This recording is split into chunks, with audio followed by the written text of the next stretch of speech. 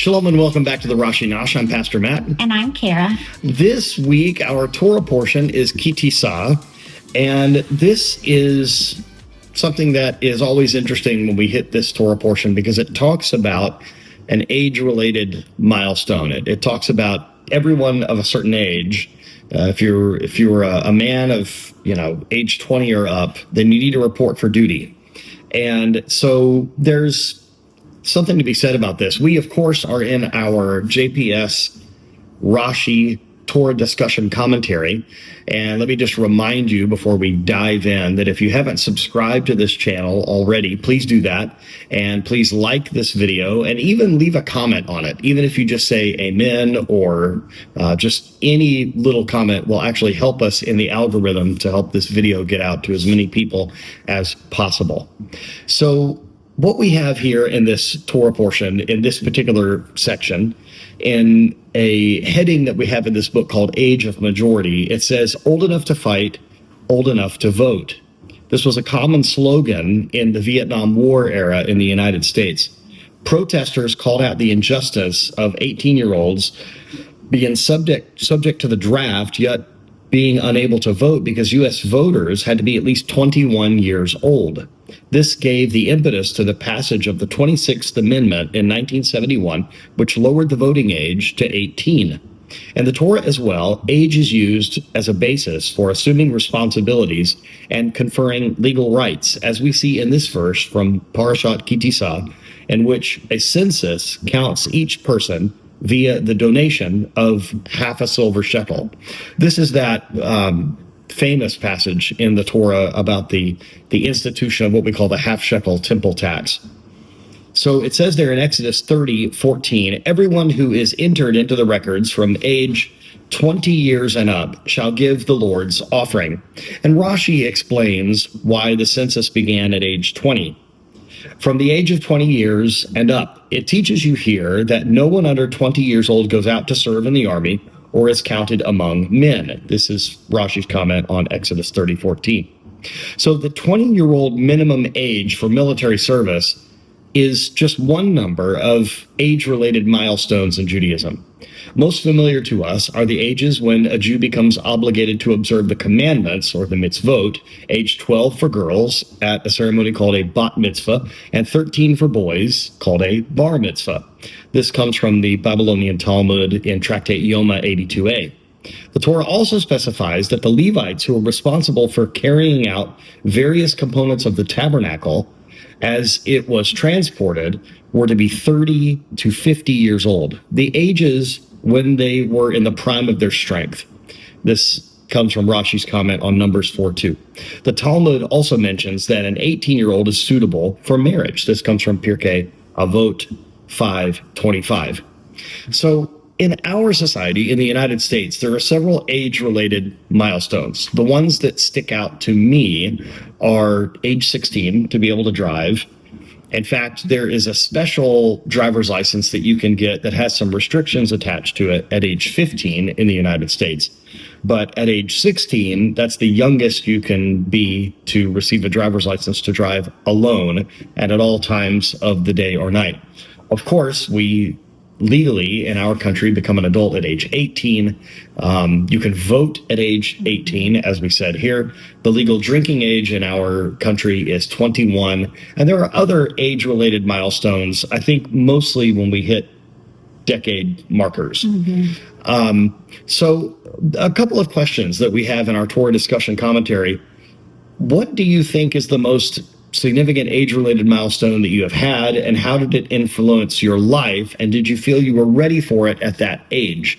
Now, I'm thinking about this right now because of question number 2. It's going to ask what the next major age-related milestone, and I have one that is on the top of my mind because I turned 50 this year in just a few months. So I'll talk about that in a moment, but I think probably the one that made the most difference for me in my life, as far as feeling like I wasn't quite like a child anymore, was being able to drive.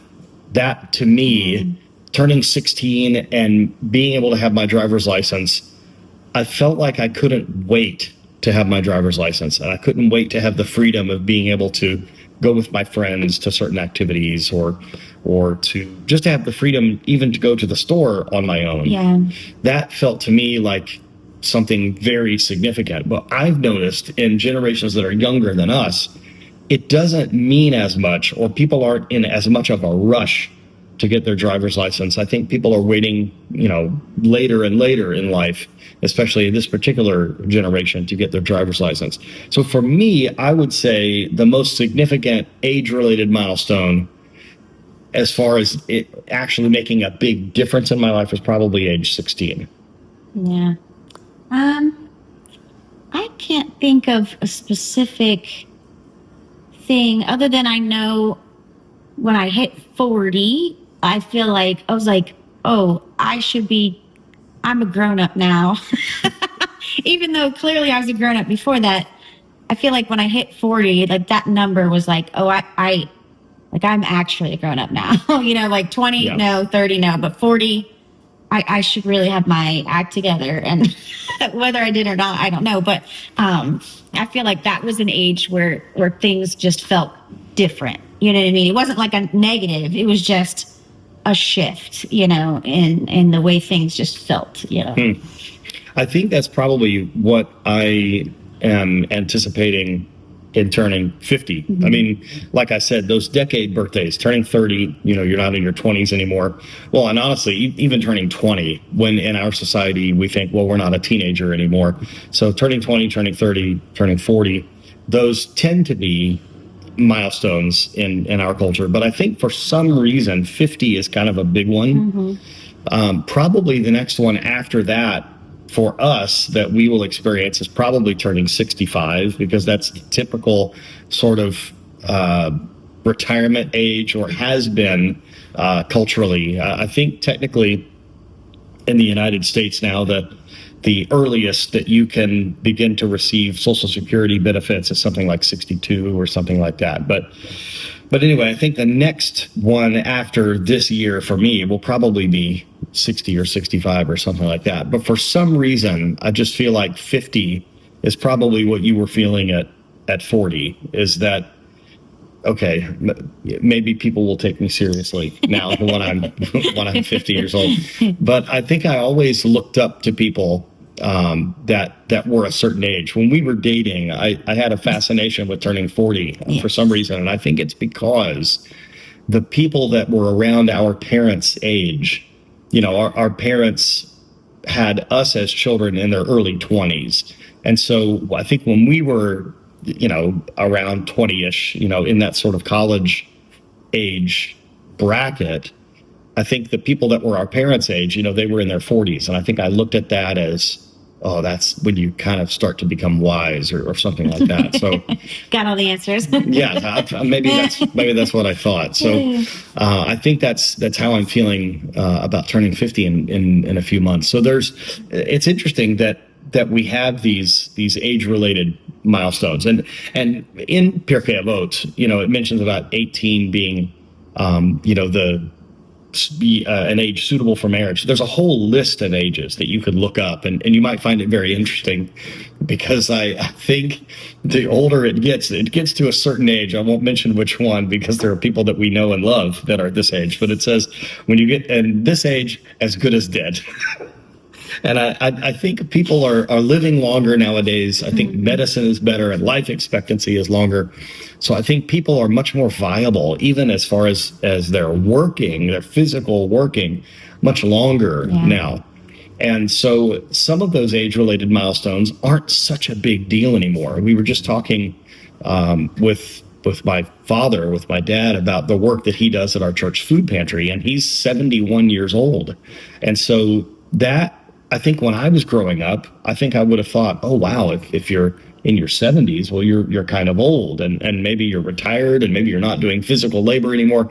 But he's very active. Right. And we have several volunteers in our food pantry that are in their 80s, and they're doing physical work. They're packing boxes and loading and doing things like that. So it is interesting. It's almost like there are self-imposed milestones that either from our culture or just in our lives, the way that we think, oh, we're a certain age, maybe now is the time to do this or that. So what about you? Are you facing an age-related milestone? If you're a young person, maybe you're going to turn 20 in a few years, or maybe you are in your 20s and you're looking forward to your 30s or your 40s. Maybe you're like me and you're about to turn 50. Or maybe you are older than us and you are in that age that typically was the age of retirement. It does not mean that you need to slow down as far as the things that you can do for the kingdom. It doesn't mean that you need to slow down.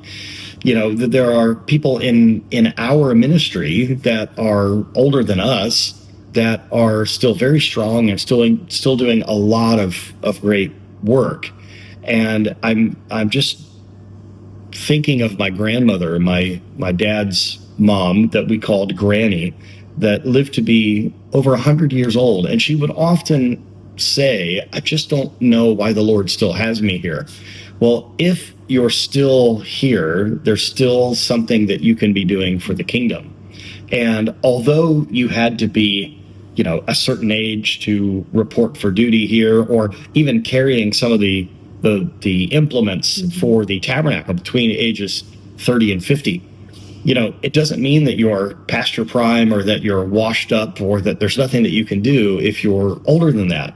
And we need to keep that in mind. Yeah. If the Lord was done with us, then he would have called us home already. So it's very important for us to think about those things. And also, I think it's important for us to think when we lose someone close to us. Just in the last couple of weeks, we have lost 2 people that have been a part of our church for a long time, and they died young. They died younger than we think they should have.